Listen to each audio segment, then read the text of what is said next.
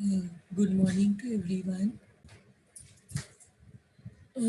This is the sum we will do now. X Limited had rupees 10 lakh 9% debentures due to be redeemed fully out of profits on 1st October 2015 at a premium of 5%. I have highlighted this fully out of profits means normally what we do, we uh, create a DRR for 25, at least 25% of the face value of the debenture out of the profits P&L account. By using profit and loss account, we create debenture redemption reserve for say at least 25%. But here when they say fully out of profit means the full amount which has to be paid on redemption has to be arranged from profit, means DRR has to be created for the full amount which has to be paid. So now what we will do here, the full face value we have to create DRR. जितना भी पूरा face value redemption होने वाला है, face value of the debenture which has to be redeemed has to be created out of the profit. So the company had a debenture redemption reserve of rupees 4,14,000. Already there is a debenture redemption reserve for 4,14,000. तो 10 लाख के लिए हमें चाहिए because fully out of profit है, तो पूरा face value के लिए हमें प्रॉफिट से DRR क्रिएट करना है, बट ऑलरेडी 4,14,000 है, तो remaining amount that is 10 lakh minus 4,14,000 जो बचा हुआ अमाउंट है वो भी हम डिबेंचर रिडेम्पशन रिजर्व से P&L अकाउंट से DRR में ट्रांसफर करेंगे और then we will carry on with the process of redemption. So let us start this sum. सबसे पहले I will just start with the journal entry in the books of X Limited. Journal entries in the books of X Limited.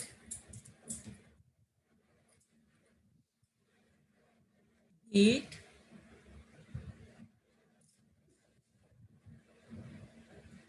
they have given the date when redemption has to be done. Date, particular, LF, debit, credit. Serial number.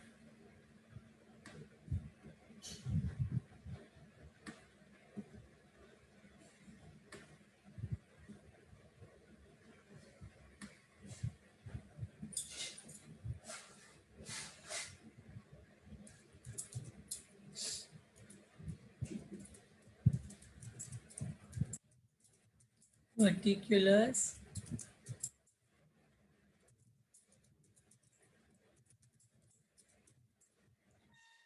So the first entry, see October में we will have to do the redemption.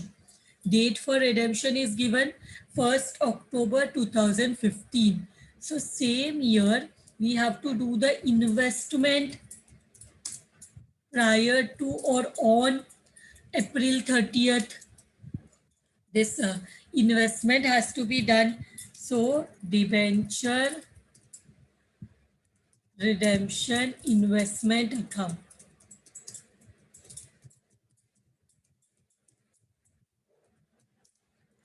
Debit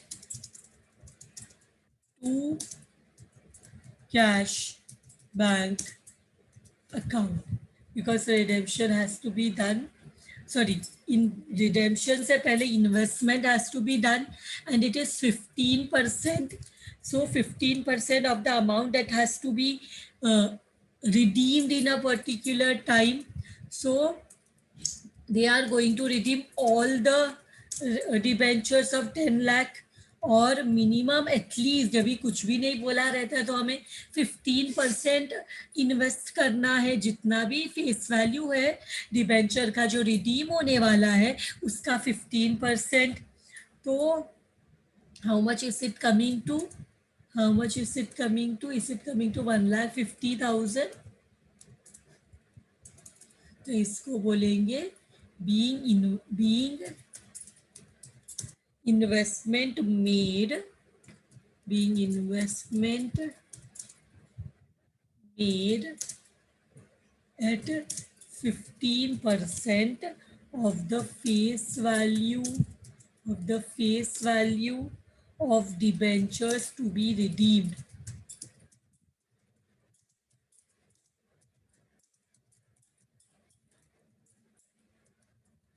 This is done. Now next we can directly go to the redemption, and before that DRR also is there and encashment is also there. तो पहले तो encash कर लेते, कौन से date को? अक्टूबर 1 को, क्योंकि रिडेम्पशन से पहले हमें एनकैशमेंट करना है. एनकैश करेंगे तो ये ऑपोजिट एंट्री आएगा, बिकॉज पैसा मिलेगा, money will come in when we will encash our investment. हम हमारे इन्वेस्टमेंट को एनकैश करेंगे तो क्या हो जाएगा? पैसे आएगा, और जो ये इन्वेस्टमेंट है ये कैंसिल हो जाएगा. So कितना? Same, because new amount is not given, interest is not given. Interest रहता तो उसको भी रिसीव करते, बट इंटरेस्ट के बारे में भी कुछ नहीं दिया है.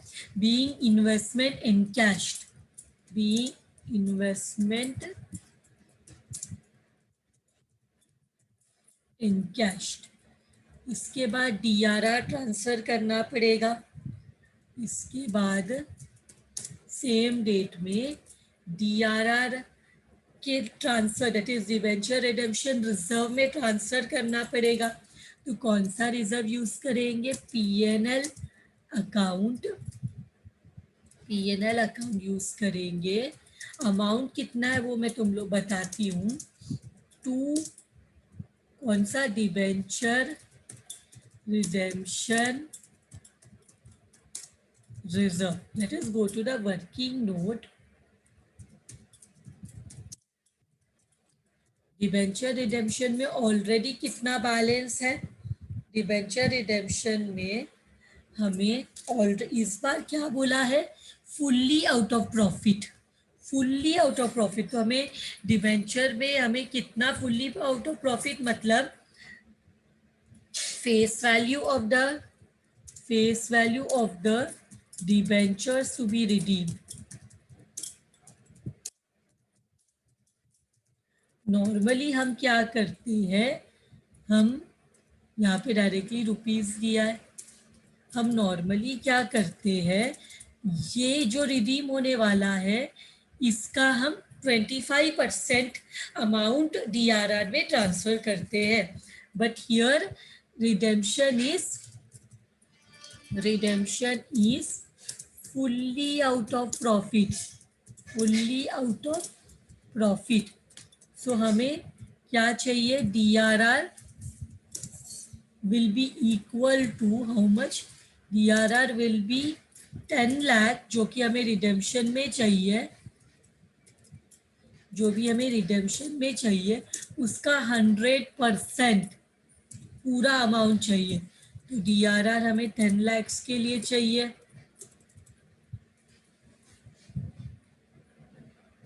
DRR हमें 10 लाख के लिए चाहिए.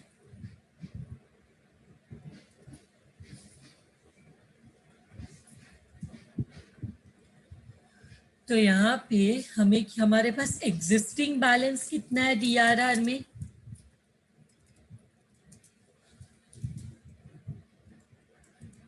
कितना दिया है? 4,14,000. तो what will be the required transfer to DRR. Less करो, ये ऑलरेडी इतना है, 10 लाख चाहिए, ऑलरेडी 4,14,000 है. तो how much will be the balance? हमारा जो भी हमें कंट्रीब्यूट करना पड़ेगा, इट विल बी 5,86,000. सो ये अब हम प्रॉफिट एंड लॉस अकाउंट से इतना अमाउंट हम अभी ट्रांसफर करेंगे, 5,86,000.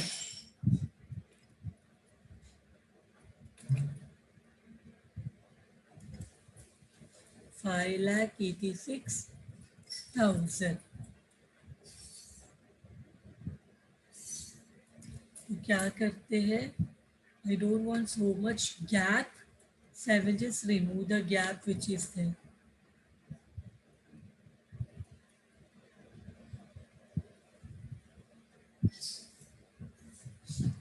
Okay. So now what we will do, इसको नरेशन दे देते, being amount transferred, being transfer of profit, being transfer of profit to DRR या DRR created ऐसा भी लिख सकते हैं। ये भी हो गया, पूरा 10 लाख आ गया DRR में। पहला 4,14,000 था और अभी 5,86,000। So now what we will do, हम सेम डेट में ड्यू की एंट्री पास करते हैं। ड्यू, तो ड्यू क्या है, कितना परसेंट डिबेंचर है, 9% डिबेंचर कैंसिल होगा क्योंकि उसको Ridi amount due on redemption देखते हैं क्या है, 9% डिबेंचर्स अकाउंट डेबिट। फिर हम प्रीमियम भी देने वाले रिडेम्पशन में, premium on redemption account debit, यहाँ पे है 10 लाख और यहाँ पे हमें चाहिए, क्योंकि फेस वैल्यू नहीं दिया एक डिबेंचर का, 5% प्रीमियम बोला है, तो 10 लाख का 5% निकालो, how much you are getting, 5% of 10 lakh, तो हमें मिल जाएगा प्रीमियम अमाउंट कितना है, it is coming to 50,000। So इतना पैसा हमें किसको पे करना है, डिबेंचर होल्डर्स को, debenture holders account, 10,50,000 being amount due on redemption, being amount due on redemption। इसके बाद हमें पे करना है, ये टू पे मनी, तो पे करेंगे तो क्या हो जाएगा, पे करेंगे तो डिबेंचर होल्डर ये जो क्रेडिट में है, डिबेंचर होल्डर जो क्रेडिट में है वो डेबिट में आ जाएगा कैंसल, और पे करेंगे तो what will go, cash bank account. So this will become 10,50,000 देना था डिबेंचर होल्डर को, तो उतना पैसा बाहर गया, being amount paid on redemption, इसको बोलेंगे being amount paid on redemption. ये भी हो गया। इसके बाद रिडेम्पशन होने के बाद एंड में what we do is, DRR में जितना भी बैलेंस है after the redemption is done, after the redemption is fully done, उसके बाद हम क्या करते हैं, कि जो डीआरआर में जो भी बैलेंस होता है वो हम जनरल रिजर्व में ट्रांसफर करेंगे। After the redemption is over, the balance in the DRR is transferred to general reserve. Now tell me कितना आएगा इधर अमाउंट, 5,86,000 आएगा, 4,14,000 आएगा या 10 लाख आएगा। What is the balance in DRR now? Debenture redemption reserve में कितना बैलेंस है, कितना बैलेंस है डिबेंचर रिडेम्पशन रिजर्व में, क्या आएगा, कौन सा अमाउंट आएगा इधर, देखो स्टार्टिंग में डीआरआर में 4,14,000 था, फिर हमने फिर 5,86,000 ट्रांसफर किया, तो ये दोनों को ऐड करके पहले का 4,14,000 फिर बाद में का 5,86,000, the total amount which is there in the debenture redemption reserve is 10 lakh। तो पूरा 10 लाख जनरल रिजर्व में ट्रांसफ़र हो जाएगा, पूरा 10 lakh will be transfer to general reserve being transfer of DRR account, DRR after redemption of all debentures.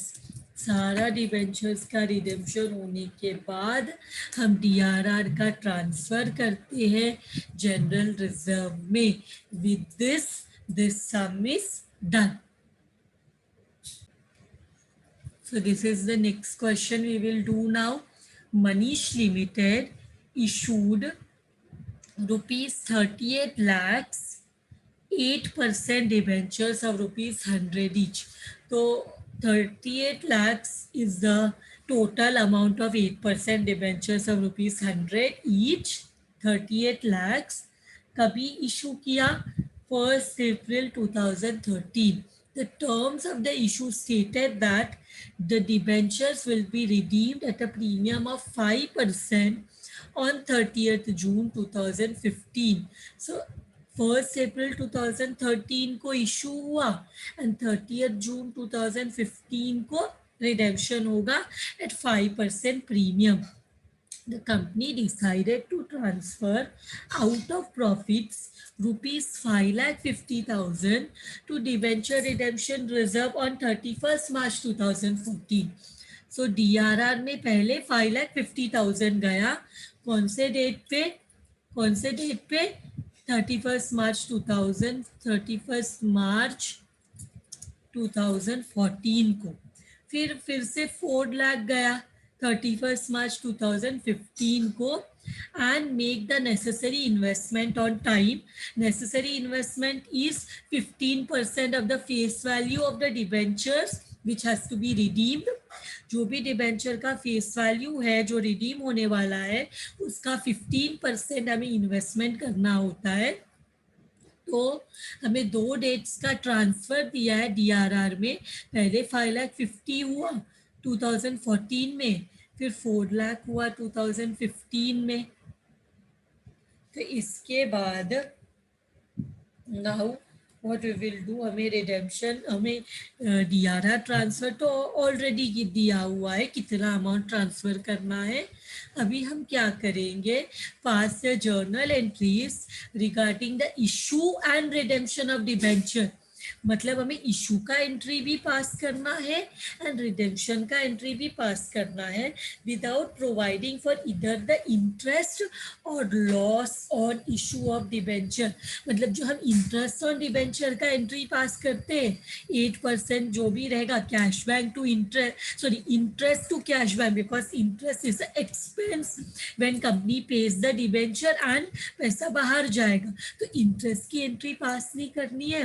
And loss on issue of debenture जो हमें provide करना होता है उसके लिए पीएनएल अकाउंट में ट्रांसफर, वो कुछ भी नहीं करना है। जैसे ना इंटरेस्ट की एंट्री ना उसको पीएनएल अकाउंट, इंटरेस्ट और लॉस ऑन डिबेंचर को पीएनएल अकाउंट में ट्रांसफर करने की एंट्री भी नहीं चाहिए, सिर्फ इशू का एंट्री चाहिए और बाकी हम रिडेम्पशन में जो भी कोई एंट्री पास करते हैं वो चाहिए। तो let us start the sum now. Let us start the sum. Name of the company, journal entries in the books of Manish Limited. Journal entries in the books of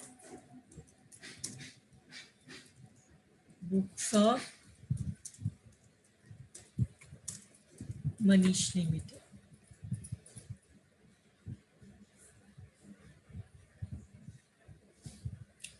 Date, LF, debit, credit. Date,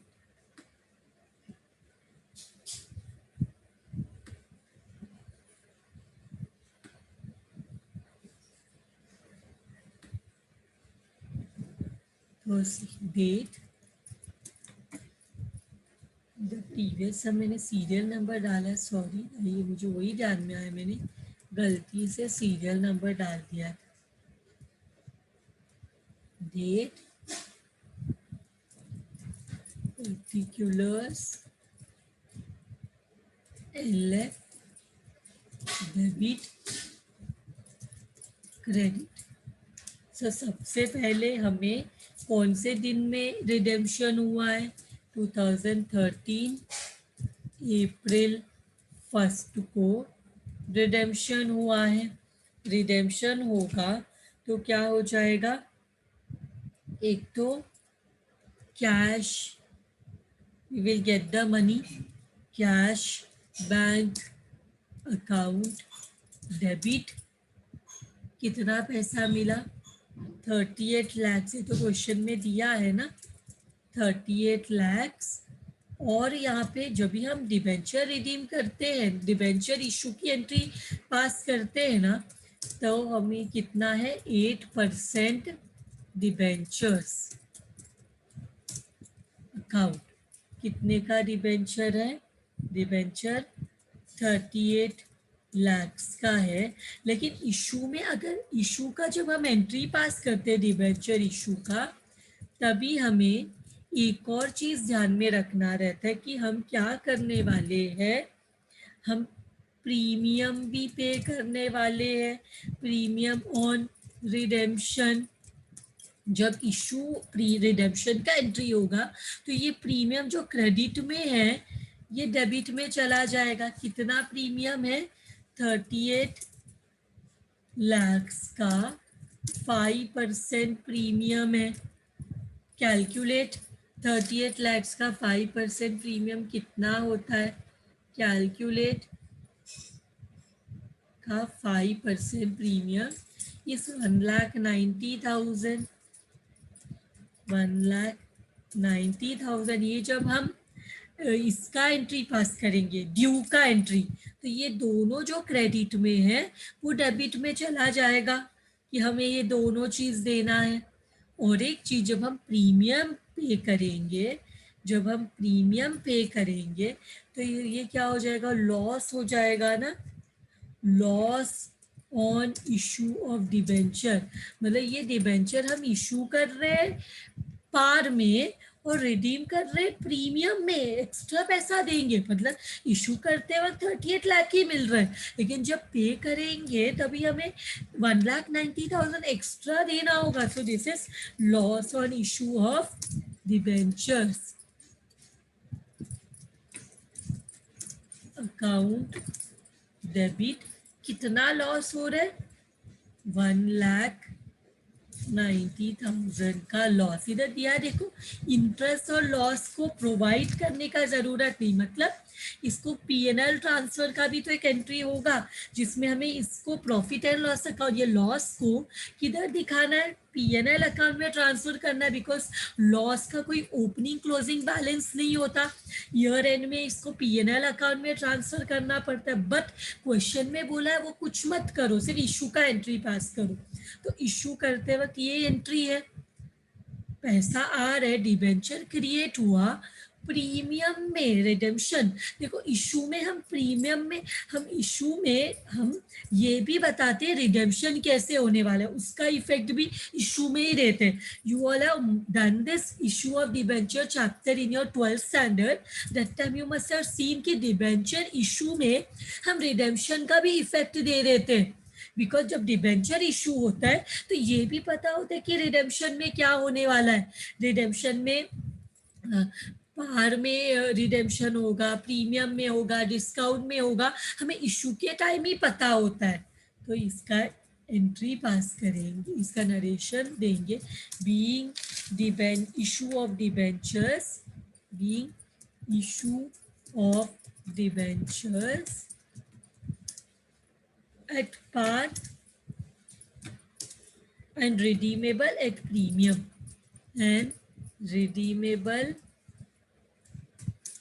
at premium। चलिए तो ये भी बोल सकते हैं 5%। ये हो गया। अब हम लोग आ सकते हैं, देखो क्या बोला है, डीआरआर में ट्रांसफर का डेट क्या दिया है? डीआरआर में ट्रांसफर का डेट दिया है 2014, 31 मार्च। 2014 31 मार्च को कितना ट्रांसफर करना है? 5,40,000 आउट ऑफ प्रॉफिट, पहले 5,50,000, फिर आउट ऑफ प्रॉफिट दूसरे ईयर में 4,00,000। ये दिया है ना, 2015 में 4,00,000, 2014 में 5,50,000।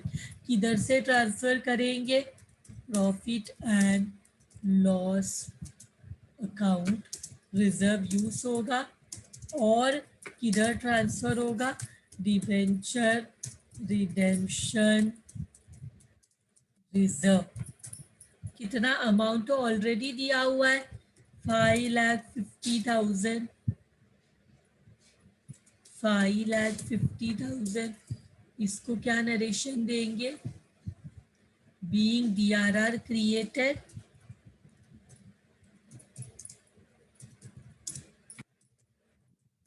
ये हो गया। इसके बाद नेक्स्ट ईयर में फिर से DRR का डेट दिया है। कौन सा डेट है? 31 मार्च 2015। तो 31 मार्च को क्या करना है? फिर से प्रॉफिट में से profit and loss account use हो जाएगा, और हम क्या करेंगे? हम DRR ट्रांसफर करेंगे।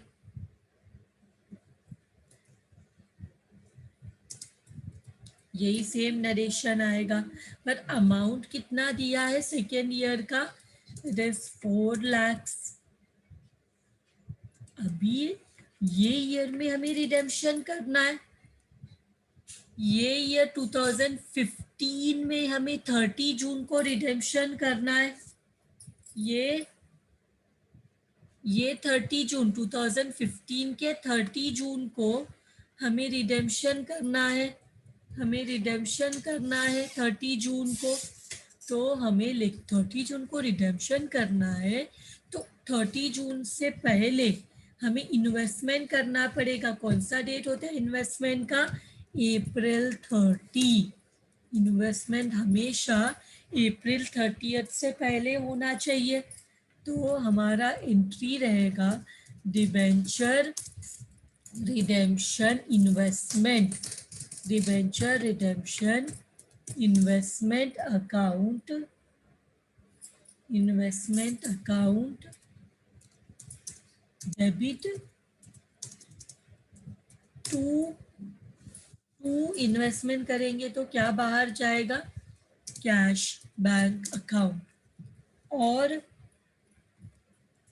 और क्या करना है? Debenture redemption investment account. कितना इन्वेस्टमेंट?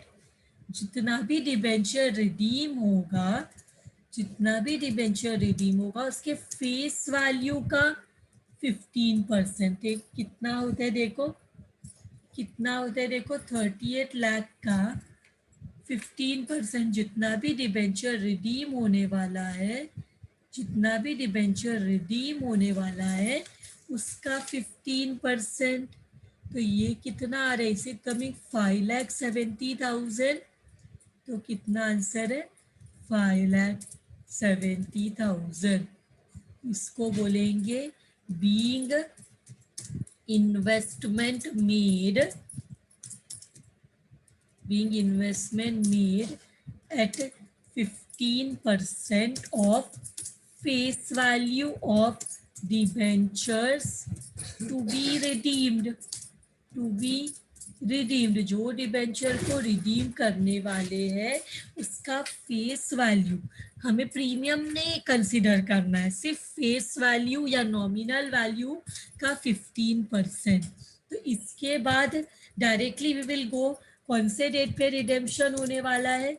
जून 30 को। जून 30 को अप्रैल को इन्वेस्टमेंट किया, जून का डेट दिया है रिडेम्पशन का, तो जून 30 को जब रिडेम्पशन होगा तो उसमें सबसे पहले तो ये जो हमने इन्वेस्टमेंट किया है उसको एनकैश करेंगे। एनकैश करेंगे मतलब बेचेंगे, तो ऑपोजिट एंट्री आ जाएगा।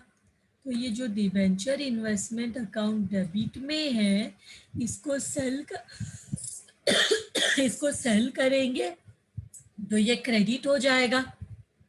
कुछ नया अमाउंट नहीं दिया, मतलब सेम अमाउंट में होने वाला है इन कैश।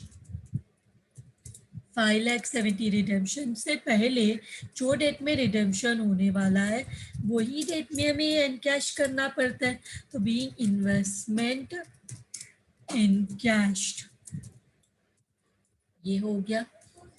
इसके बाद हम क्या करेंगे, ड्यू की एंट्री पास करेंगे। ड्यू की एंट्री पास करेंगे सेम डेट पे। ड्यू की एंट्री पास करेंगे सेम डेट में।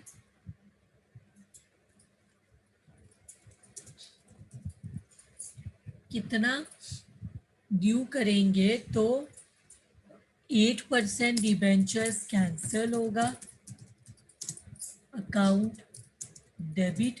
और एक चीज है देखो इधर, प्रीमियम ऑन रिडेम्पशन जो हमने पहले ही प्रोवाइड करते इशू ऑफ डिबेंचर में, इशू में ही रिडेम्पशन का भी हम करके रखते हैं डेबिट।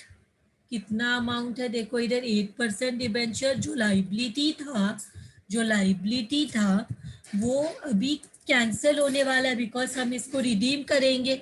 जब इशू हुआ था लाइबिलिटी या क्रेडिट में था, अब ये लाइबिलिटी को कैंसिल करेंगे तो क्रेडिट का ऑपोजिट डेबिट।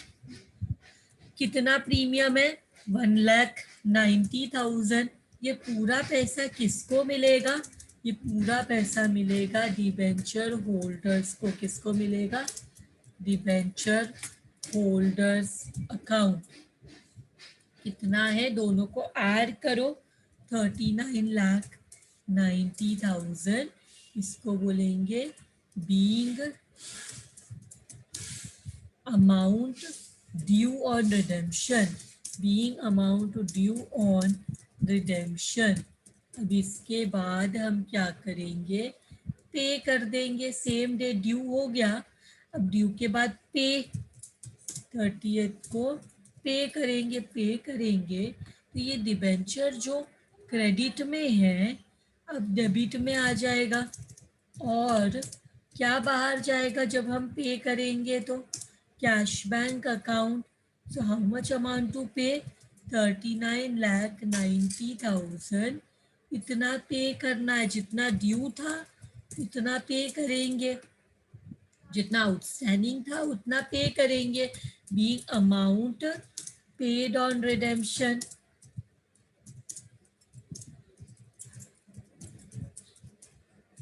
फिर इसके बाद व्हाट वी विल डू, पूरा रिडेम्पशन हो गया, डन रिडेम्पशन। रिडेम्पशन होने के बाद एक लास्ट स्टेप होता है कि डीआरआर में जो भी बैलेंस था, where is our DRR, credit में है, इसमें जो भी बैलेंस है हम उसको कौन से रिजर्व में ट्रांसफर करते हैं, एनी आइडिया। डीआरआर में जो भी बैलेंस है वो हम कौन से रिजर्व में ट्रांसफर करते हैं at the end, after the redemption procedure is completed, after all the debentures are redeemed, हम डीआरआर में जो बैलेंस है वो ट्रांसफर करते हैं जनरल रिजर्व में। सो डीआरआर में कितना बैलेंस है, पहले 5,50,000, फिर प्लस करेंगे 4 लाख। पहले ईयर में 5,50,000 था, दूसरे ईयर में 4 लाख ट्रांसफर किया था। तो ये दोनों को ऐड करो, कितना जाएगा, डीआरआर में 9,50,000 था, वो पूरा हमने ट्रांसफर किया जनरल रिजर्व में। सो इसको बोलेंगे being balance, being transfer, being transfer of DRR, being transfer of DRR after transfer to DRR बोलते हैं, transfer to DRR after redemption of all debentures.